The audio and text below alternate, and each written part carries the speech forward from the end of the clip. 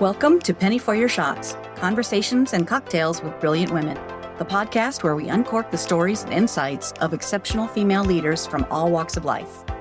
Our goal is to serve up wisdom, tips, and inspiration, and to support each other in rediscovering ourselves and what sets our souls on fire. We'll also share personal memories, paired with friends and a favorite beverage. I'm your host, Penny Fitzgerald, and I believe that the best stories are served up over a glass of wine or a cocktail.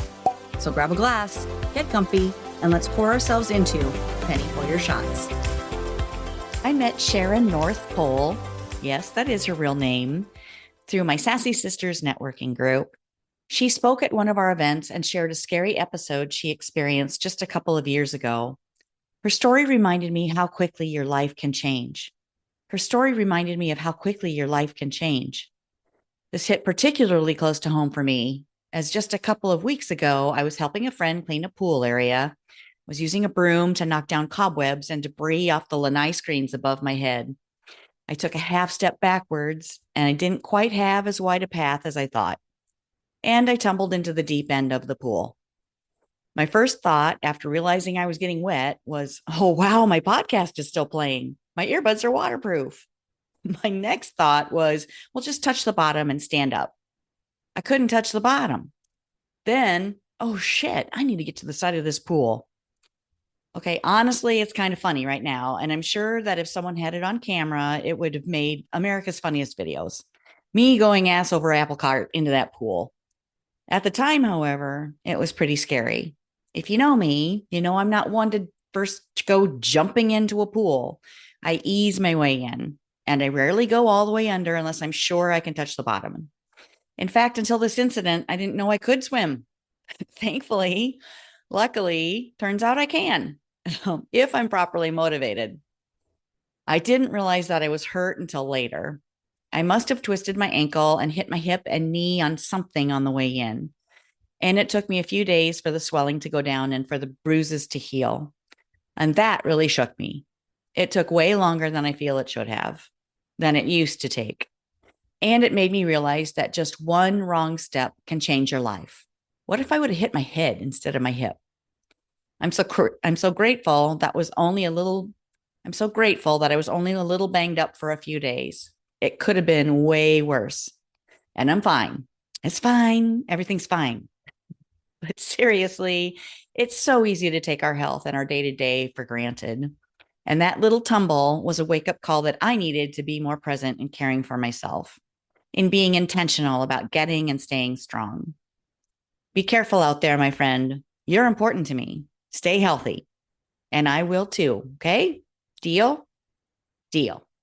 Here is Sharon North Pohl. Hi, Sharon. Thank you. I'm good. Thanks for rescheduling. My friend had a really bad event with her daughter today, and she called me right around the time I was supposed to meet with you, and it totally took me off my game. So sorry. Thanks for understanding. Yes, absolutely. Thank you so much for joining me for my podcast. And I am really looking forward to hearing and sharing your story. Sure.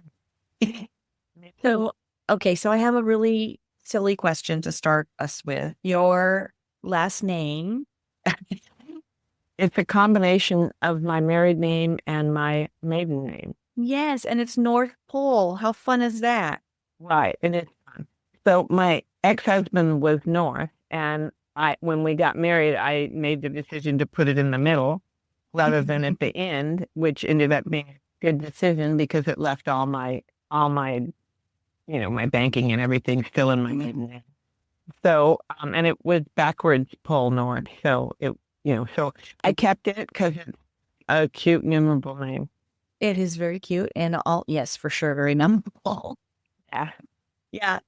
I would think men understand the nuances or the amount of change it requires to change your last name and what it means, all the significance of all the things that you have to change. And right. It's a big deal. It is a big deal.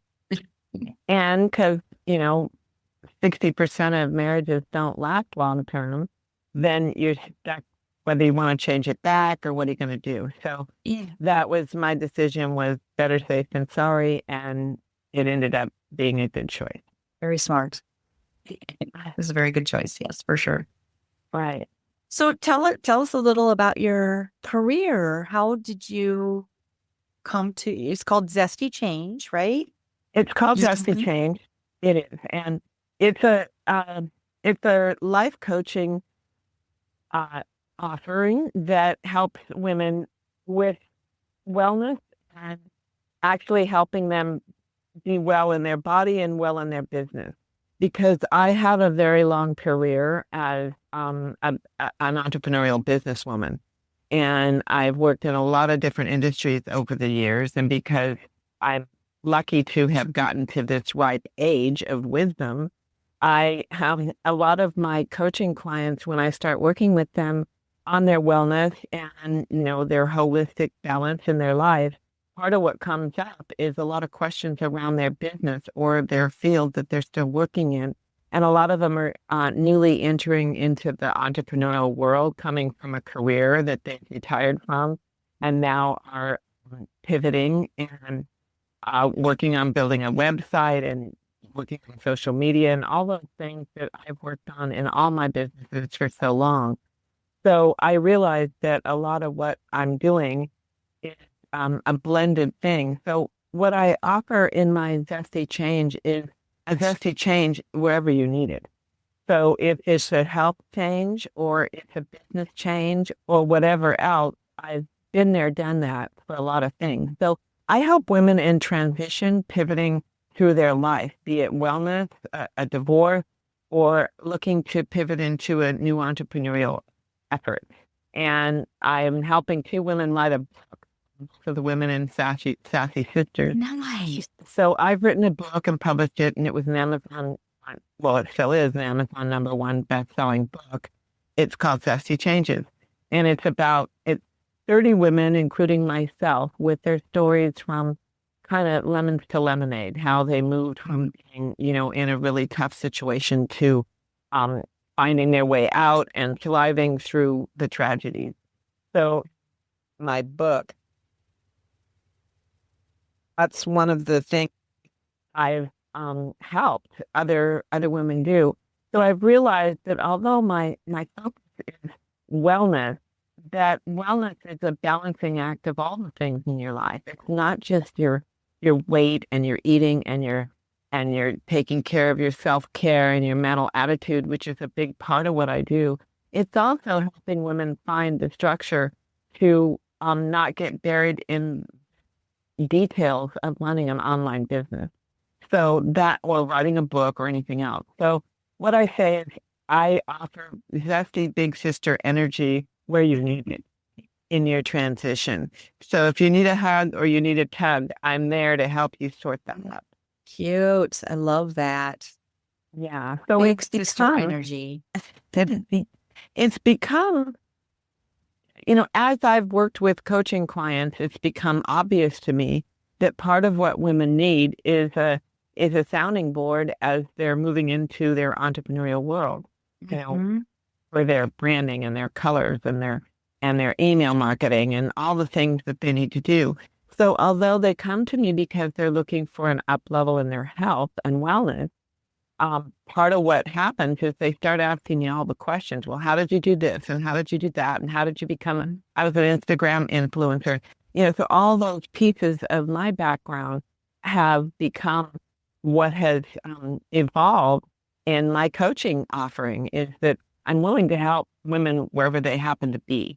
And part of it seems like a lot of women that are 50, 60 and beyond, a lot of them are pivoting into some kind of entrepreneurial venture. They might be doing, Shackley, or they might be doing Mary Kay, or they might be, doing something they've always loved, and now they're actually doing it, like doing an online yoga class. So anyway, I offer them that big sister energy wherever they need the accountability and the ideas and the push to move forward with Nice. their health and with their business. Yeah, wonderful. Well, and it don't you feel too that a lot of us entrepreneurs, female entrepreneurs especially, you start by filling a need, and that grows, and that's what becomes your business, or that's what becomes, I mean, your gift that you can share with others. Right. And I see a lot of women in that after 50 time getting ready to or leaving their traditional career, whatever that might have been. And now they want to do something else. And they don't want to just sit in a rocking chair. They want to rock their life. And so that often involves pivoting to a new offer, a new career, a new website, a new a new social media presence, all the things that women want to do as they move out of their traditional corporate presence or their regular job. A lot of times they're looking to do something they're passionate about.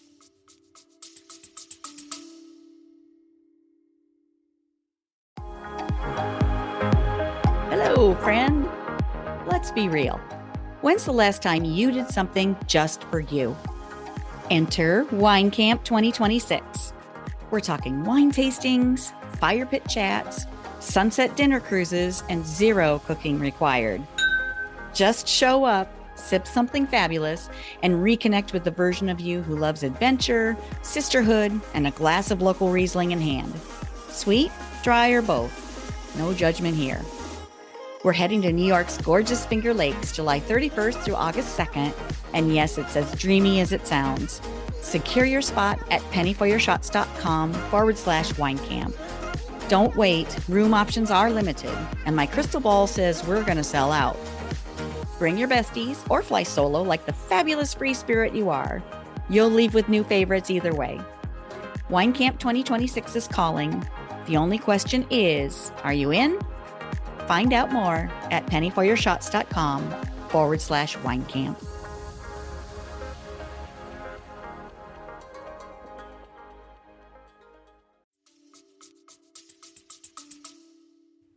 Yeah. And even remembering that passion is sometimes hard because they've been putting one foot in front of the other, caring for their families, for everybody else but themselves. Right. Yeah, it takes a while.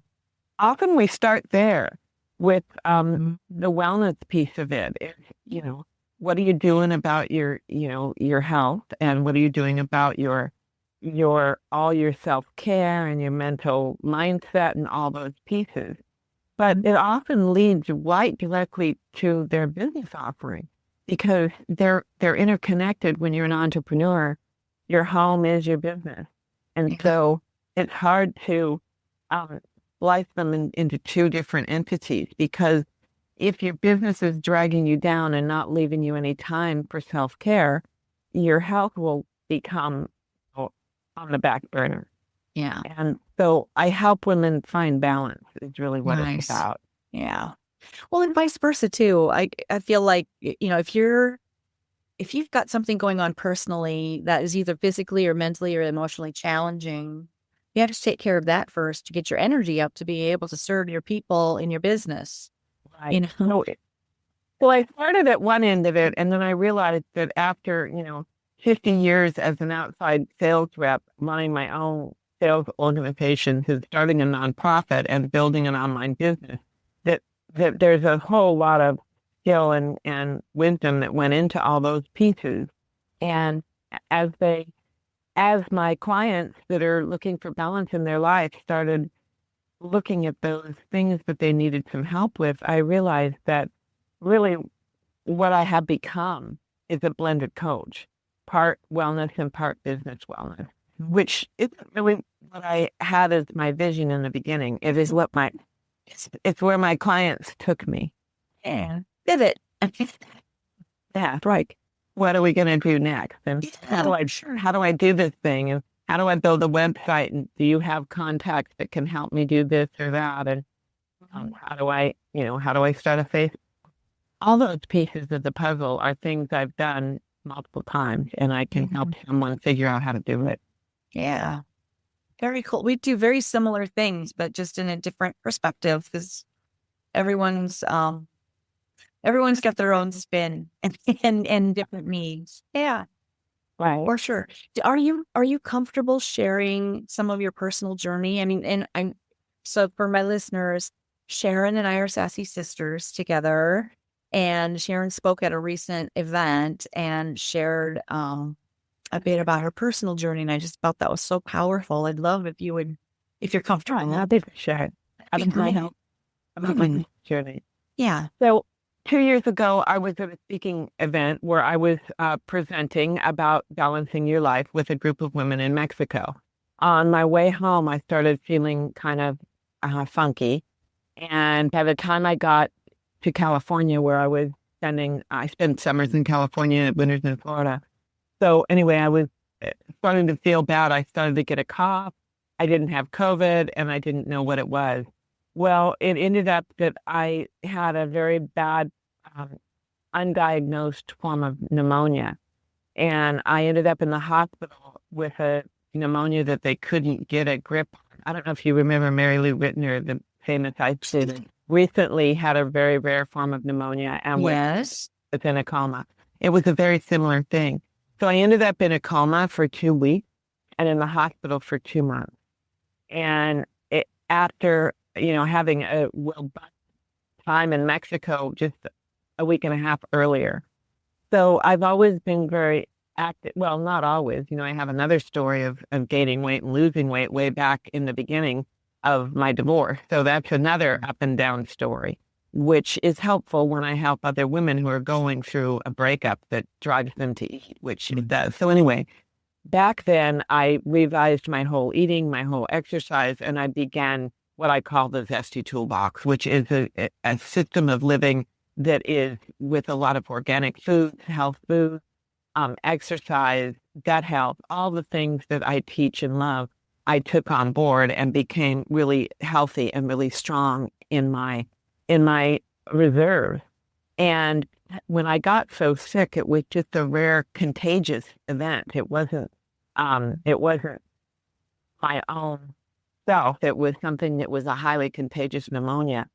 So I was on dialysis and on hospice for a period of time. And they said I would probably be on dialysis the rest of my life. And at that point, I said, no, I can't do my bucket list asking where the next dialysis machine is. So I drew in all of the reserves that I had. And a big part of it was the mental reserve and the affirmations and meditations and belief, and also the health reserve that I had. I wasn't overweight. I didn't have high blood pressure. I didn't have diabetes. I didn't have any other kinds of illnesses to compound this terrible lung disease that happened to me. Had I gone in there 50 pounds overweight, or had I gone in there with diabetes or high blood pressure or already compromised liver or kidneys, I wouldn't have made it out because I got sepsis. And 70% of the people that get sepsis die. And so it was a minor miracle that I pulled out of that and that I'm really fully back to normal. My leg was paralyzed. I had to learn to walk again. I had to learn to speak again.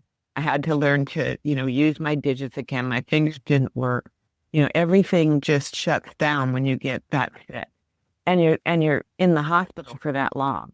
So I was laying down for 2.5 months. And when I got out, I was in a wheelchair and I walked with a walker for 2 or 3, 4 weeks, maybe a month. I walked with a walker and then a 4-prong cane and then a cane. But I've become even more passionate to help other women build that reserve, build that, that health reserve. That isn't just a good idea. It saved my life. Had I gone in there carrying the 30 pounds I had on my body after my divorce and the high blood pressure that I was carrying at that time, I wouldn't have made it out. So I've become really passionate about helping women find that balance and use all of the tools that exist, the gut health tools, how to understand why organic food is so important, how to understand all of the fermented food, and how to have a practice where you understand how to meditate and do gratitude and do affirmation, because those are the things that gave me the mindset to say, hell no, I won't go. I'm not ready to leave. That's great. Let me back up just a second too. This was 2 years ago that this happened. So, And you were hospitalized for 2.5 months or were down for a long time. right. They put you in hospice, which is normally like end of life palliative care, right? Right. So I didn't go into a full hospice, but they brought in the hospice people to talk to my loved ones and gave them the opportunity that if they couldn't get the antibiotics to work, like it was like like it's okay now, time to think if we can't fix this in the next 48 hours, we need to think about whether she's going to make it out, or because the sepsis was taking over. That's all organ failure. So when you're in all organ failure, the doctors bring in hospice because it's a crapshoot whether you're going to make it out or not. So that's why they had them in there, because I was in hospice. I mean, I was in sepsis.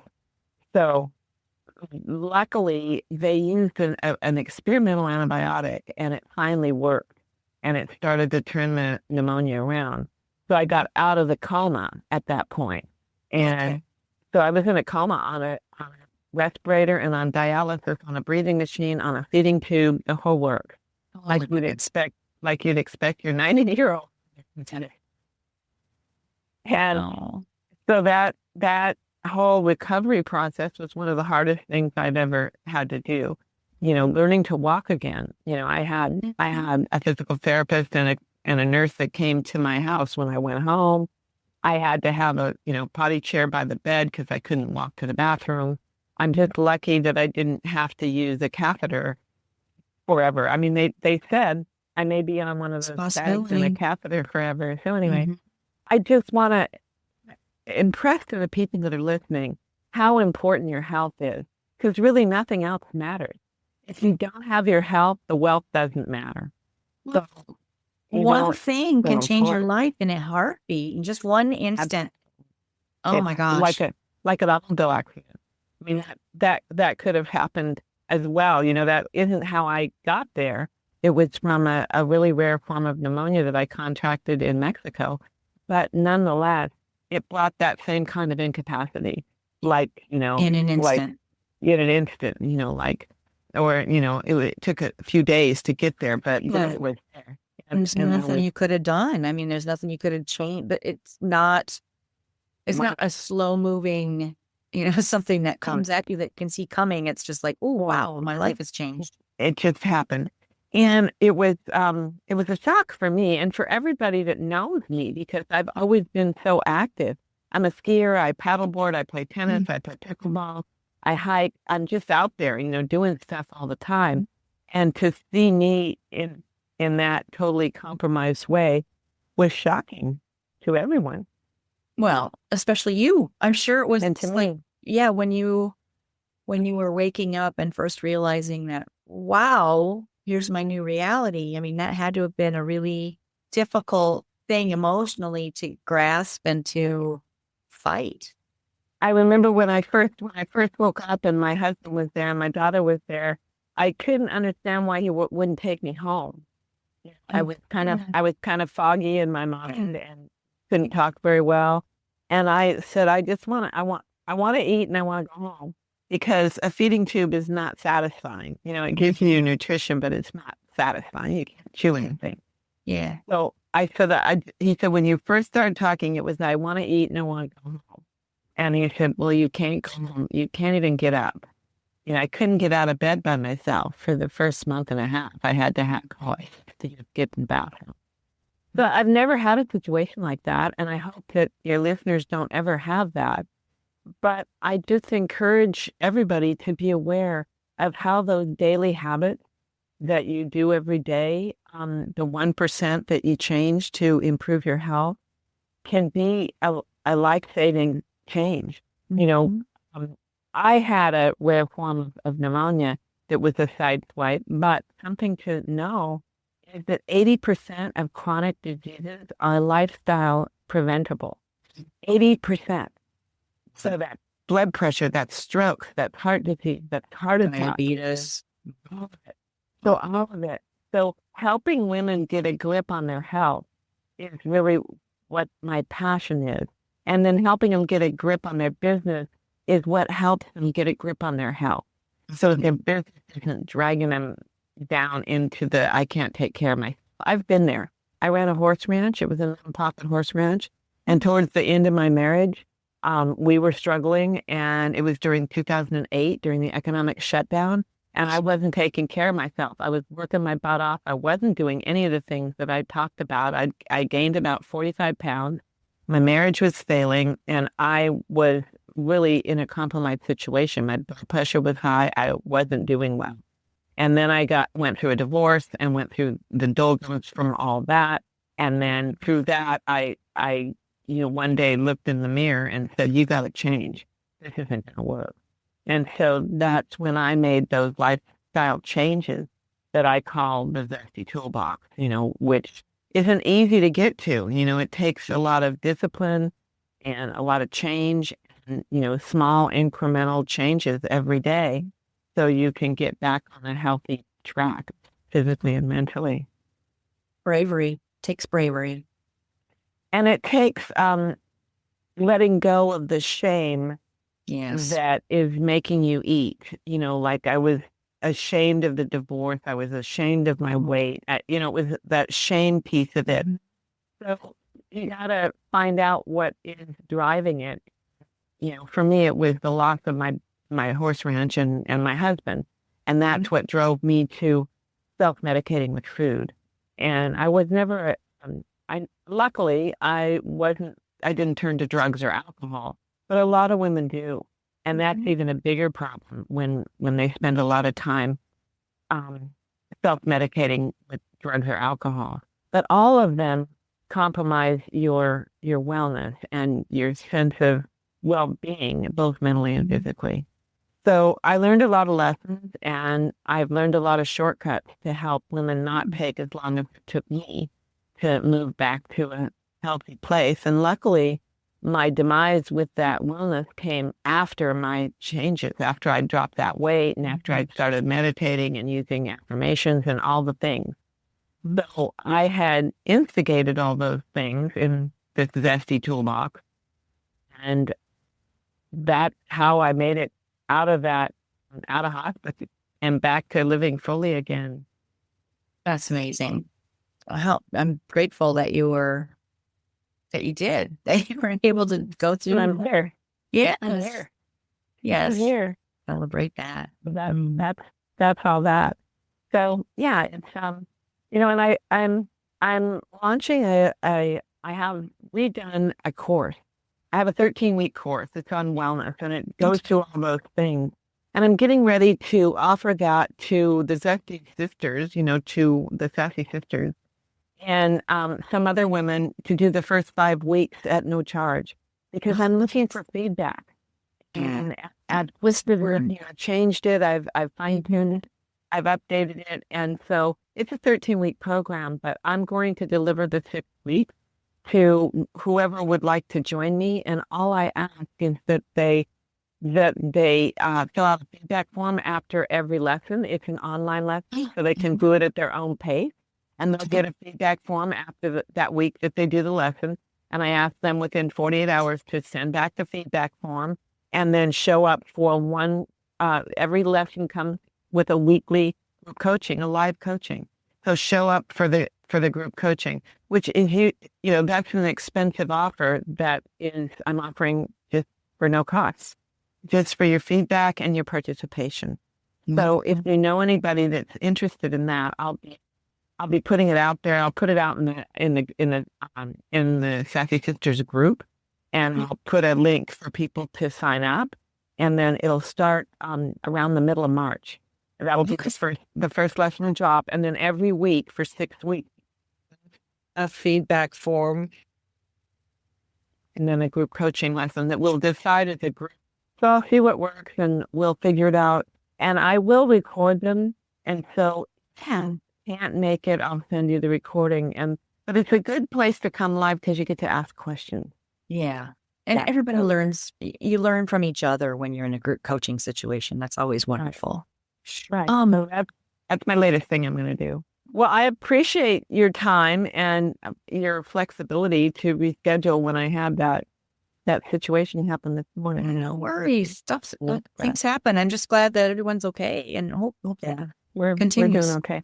Good. They're now searching for a service dog that can help her with epileptic fit. So that's a whole big thing for them to figure out how to do that, because the dog can notice it, and part of the problem is they fall, and so the dog can notice it's going to happen and get underneath, go to where help break the fall. Yeah, help break the. But how are they going to help? So she explained that to me when I talked about it today. Well, and I've heard, and I'm not, hands-on with. I don't have a direct info to this, but I've heard that the dogs can detect before it happens. They can. You to let somebody else know that you need help. Right. It's interesting that they can tell. I believe it's kind of an electrical current that they can feel. Yeah, because everything's energy. It's energy. And the other thing that they do is once someone has fallen, they stay with them until someone comes. So they're trained to stay. Wow. And they bark. So they bring attention to this downed person with a barking dog. And they also wear the medical information on their collar. So it was interesting to see, and because I can understand a blind person using a dog or someone that's, deaf. And I couldn't see how an epileptic person could use a service dog. But we just talked about some of the ways, which is really interesting. So fascinating and so fabulous that a beautiful creature dog. Yeah, so amazing. That's so cool. And it has to be a big enough dog. I said, well, can you get a little dog? And she said, no, because it has to be able to break the fall. And it has to be able to help when they're unstable. The dog will actually push them over and get underneath them so that they can create the fall so that the person doesn't randomly fall against something dangerous. So it's a really interesting thing. Creative how dogs can do that. Absolutely. Yeah. At the end of every episode, I also like to wrap things up with something fun. Do you drink, Sharon? Do you enjoy an adult beverage? Well, I don't drink often. I'll have a glass of wine now and again, yes. Yeah. What's your favorite? What's your favorite glass of wine? I like a Chardonnay. I like a kind of semi-sweet Chardonnay. Okay. Yeah. Do you like the California style, or they're big and oaky and buttery? Yeah, I usually drink a California style. Okay. Chardonnay, yeah. Okay. And what's a favorite memory shared with girlfriends, either with a cocktail or a glass of wine? You have a memory of? Well, my favorite memory is I have a tea party. There's no wine there, but it's one of my favorite memories. Tell us about that. Yeah. We had big tea parties, and they're so awesome. They're at my home, and they're up to 10 women, and we're in fancy dress and hats. It's a high tea, and everybody brings something. They're potluck, and I have a menu, and I have a specific menu that's all healthy. Like we bring fresh fruit. I make a clotted cream out of yogurt. I make the lemon curd with agave syrup instead of sugar.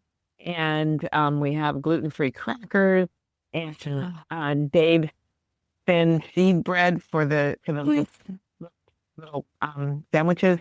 So we put it up like a high tea, but we use all better healthy things because I'm a health coach and I didn't want another high tea that was just loaded with fat. So anyway, we do that, and then we have a fun little game we play at the table. I have a deck of cards, and it's all set up like Alice in Wonderland. It's the Mad Hatter's Tea Party. So I do a lot of decorations. I have all the characters, Alice and the Mad Hatter and the White Rabbit. They're all around, and so it's really a fun environment that we do that in. And then they draw a card, and they get a number. And when they get that number, we go around the group and ask them to say something about their life that number reminds them of. So it can be anything, For one woman, she got the 3 and she has 3 sisters. So she talked about her 3 sisters.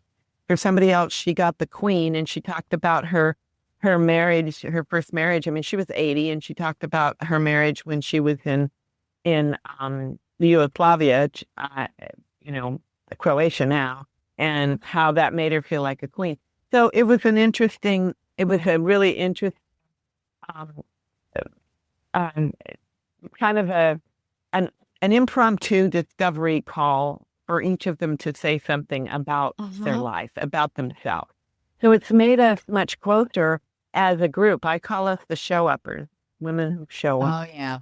And so I've done 3 tea parties now, and I have 2 more scheduled. If anybody listening is local, I have a tea party scheduled on March 14th and March 15th. And they're 2 to 4 in the afternoon. And I'm not charging for them right now. Eventually I need to, because I provide the tea and make a bunch of stuff. But right now they're potlucks, and anyone can attend that wants to meet some other women and share an afternoon. And then we go for a walk in the neighborhood. I bring Constable Sue, and we walk together. And out of my very first tea, I've made 4 really good friends. Nice. And we all went, we rented the Airbnb and went north together to see the manatees in Crystal River last week. We had a great time. And that's where I can say we all got together for dinner and had that glass of wine. So Jack and his glass of wine. So it was after the tea party, and on our next event, we all went out to a fabulous fish dinner, and we all had a glass of wine and had a toast our new friendship. So that's what's really cool about this tea party. It is an intimate group. It's in a home. It's a couple hours, so you get to really get to know somebody. And I'm doing a lot of these, meet and greet kind of group. I do one every Tuesday in the park in Venice. So one of the things I realized is that I didn't have a good network of friends here in Venice I live in the Coma, because I moved here 2.5 years ago, and I live half the year in California. So what's easy is with this, we get 8 or 10 women, you get to know a little bit about them, and you can exponentially build friends. When we do the regular meet and greets, I have a little page I give them. Where did you come from? Where do you live now? What was your field or your work? Are you still working? What's your passion? What do you love to do? And how can you share that with other women here at the table? And so we answered those questions. And what's interesting is and then I ask them what their superpower is. And all the women have a hard time saying what their superpower is. I know. That's a woman thing. But there's all said what it is when they tell me their passion. They just don't realize. They don't realize it. Anyway, so that's what I'm doing, and I'm loving doing it, and it's really been fun.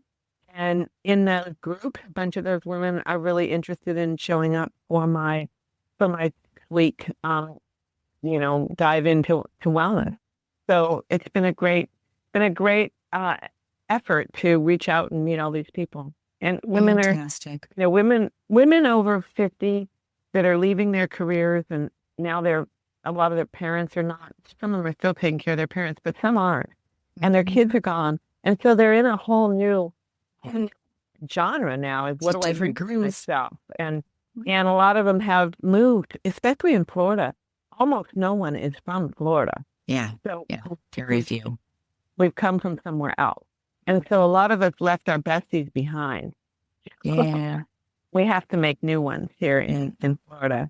So that's my superpower. I have 2 things to leave you with my 2 superpowers. One is connecting other women, connecting women to have real transparent relationships that are supportive. So creating a zesty alliance with other women. And the other thing is,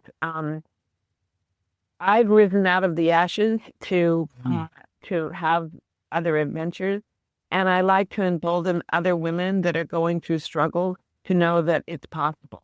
However down they might. My divorce took 9 years. Talk about my God. Talk about an event, and the problem was we sold the property 7 times before it finally closed escrow. And we were hung up in getting the property sold before the divorce became final.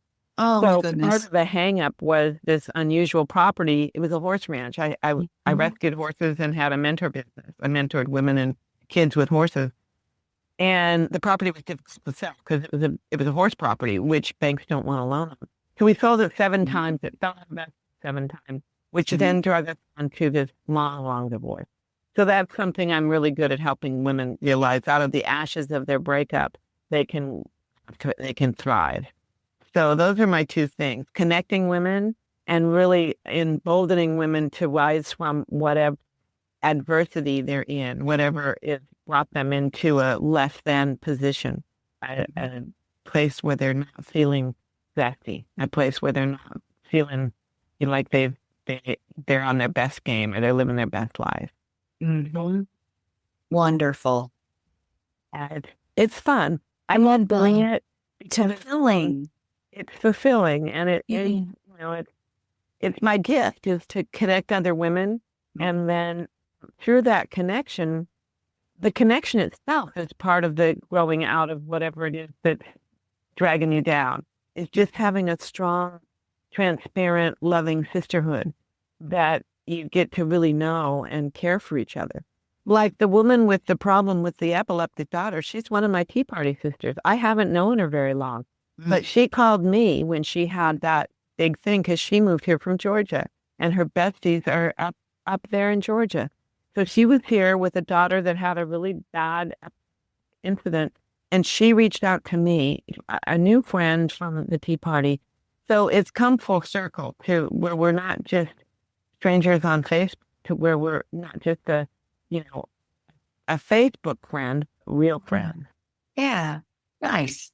Yeah, it's an epiphany for a lot of these women because sometimes we go to these events, Facebook events or Sassy Sister events, and we just go and we leave and we didn't really build a connection that's going to stay with them.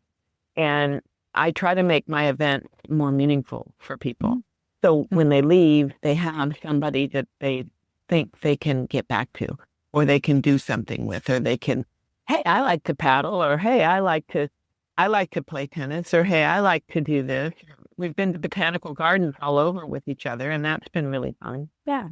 So I'm the matchmaker. I'm matching sisters, That's and nice. not in a romantic way, but in a fun. Galentine's. Yeah, Galentine's. Wow. So that's my passion is creating more sisters that really support each other and help each other rise out of the mud should we find ourselves in a mud Yeah. puddle. Yeah. Nice. Yeah. So Wonderful. thank you for your time and letting me share some of what I do and who I am. Yeah. Thank you, Sharon. This is all good stuff. Anytime that women support each other, when we come together, we can change the world. And I feel like we're really good at it. So when we lead, we really can make a positive change for others. And that's my mission too. The Dalai Lama said the Western woman will change the world. Really? I hadn't heard that. Yeah, I believe it. It's a very famous quote. It says Western women have the resources to do it. Yeah. Right now, Western women in the U.S. women are the wealthiest they've ever been. A lot of parents have died. A lot of women have, in this last 20 years, had good income. More than 20 years ago, where women weren't making much. Been good income levels. There's been good investment levels. A lot of them have inherited money from their families. And a lot of the one with the massive wealth have got it from a divorce or the death of their partner, like the Apple inheritance and Jeff Bezos divorce, and now the Elon Musk split up. So those women are powerful, and then on down the line, in dollar way, but all of those women that have inherited money from their family or had careers where they were able to invest and have somewhat of a nest egg are women that can support philanthropy. Yeah. We're in a better place today than ever, and I think the world needs it today more than ever. there's a lot of division and Yeah. coming together, and women, I think, are the ones that are going to help us come back together and Totally agree. not split us apart politically and ideologically and all the split ups that we've faced these last few years. Mm-hmm. Yeah. I'm not sure who said it. It might have been Mother Teresa, even, that said to make change, you need change. Right. So here we are. Yeah. So we're in a change. Yeah. And we're now making inroads to the next event. And you're doing a great job in putting this out there, and you're connecting too. You're connecting other women. So that's great for your podcast. Thank you so much. And I hope the rest of your day is wonderful and all is well with your friend and her daughter. And thank you very much. Let's go make some zesty and fabulous change. Thank you, Penny. Great getting to know you a little bit and spending some time with you. You too, Sharon. Thank you. Thank you very much. Bye. Hey. That's a wrap on this episode of Penny for Your Shots. If you loved today's conversation, don't let the inspiration stop here. Get my weekly insider updates straight to your inbox. It's where I spill behind-the-scenes goodies, exclusive tips, and all the fun stuff I don't always share on the podcast. Sign up now at pennyforyourshots.com/insider. I'll see you in your inbox next Thirsty Thursday. Cheers!